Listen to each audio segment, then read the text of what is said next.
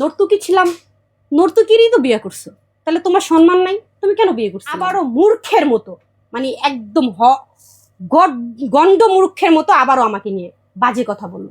কি বলে নর্তকী টর্তকী যা আছে সব কিছু। আরে তুমি তো একটা গাধা, তোমার মতো গাধা দ্বিতীয়টা হয়। আমি নর্তকী, তাহলে তোমাকে বিয়ে করছিল কেন? তুমি কেন বিয়ে করলা? তুমি ভালো মানুষ, তুমি ভালো মানুষের কাছে যাইতা, তুমি কেন খারাপ মানুষের কাছে আসলা? আর খারাপ মানুষের কাছে আসছো ভালো কথা, খারাপ মানুষটারে ভালো বানাইতে পারলা না? ভালো বানাইতা। তুমি যে এখন কি করতেছো সেটা তো মানুষ দেখতেই আছে। তুমি যে কত কিছু, কত সুন্দর সুন্দর কাজ দিচ্ছ, কত সুন্দর সুন্দর কাজ উপহার দিচ্ছ, সমাজকে শিক্ষা দিচ্ছ, সেটা তো দেখতেই পাচ্ছে। কাগজ দিচ্ছে না সে, আমি আমার মতো চলতে পারছি না, কারণ আমার তো ভয়, কারণ আমি তো জানি সে আমার কাজে বাধা দিবে। তার কাজে তো আমি বাধা দিচ্ছি না, সে তার মতো চলতেছে।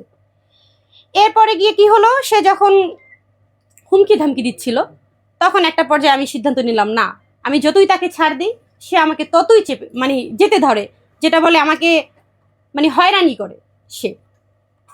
তারপর একটা পর্যায়ে ভাবলাম যে না, তার তার বিরুদ্ধে আমার কিছু করা উচিত। যেটা হয়েছিল, সে আমাকে মামলা দিয়েছিল, আমিও তাকে মামলা দিয়েছি। এখন সে বলে এটা মীমাংসা হয়েছিল, তাহলে মীমাংসা হলে কি তোমার ক্ষেত্রেই হবে, আমার ক্ষেত্রে হবে না? আমি তো হাজিরা দিচ্ছি, আমি তো প্রত্যেক ডেটে ডেটে গিয়ে হাজিরা দিতে হচ্ছে। মীমাংসা কি শুধু তোমার ক্ষেত্রেই হবে? আমার ক্ষেত্রেও তো হওয়া উচিত। তুমি হাজিরা দাও নাই, তোমার হাজিরা মিস গেছে, এরপর আমি বাদী, আমি তোমার জামিন বাতিল চাইতেই পারি, যেহেতু তোমার সাথে তো এখন আমার ভালো সম্পর্ক নেই, তাই না? তুমিও তো আমাকে উল্টাপাল্টা কথা বলো, হুমকি দিচ্ছ, সেই ক্ষেত্রে আমি জামিন বাতিল চাইছি। বিজ্ঞ আদালত সন্তুষ্ট হয়ে তার বিরুদ্ধে ওয়ারেন্ট দিয়েছে।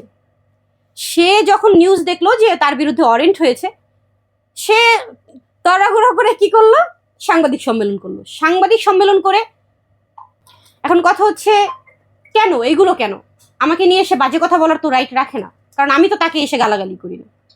সে আমাকে গতকালকে গালাগালি করেছে, তার পরিপ্রেক্ষিতে আমি তাকে বললাম যে গন্ডমূর্খের মতো কাজ করতেছেন আপনি। কেন কেন বলতে হবে এইসব? বিয়ে করে আবার আমাকে নিয়ে বাজে কথা বলো, কেন বলো? এতটুকু কমন সেন্স তোমার নাই? আমাকে শুরু থেকেই ছোট করতে করতে তুমি নিজেই ছোট হইছো, তাহলে কেন এখনো হচ্ছে আমাকে নিয়ে কথা বলো, এখনো আমাকে নিয়ে বাজে কথা বলো?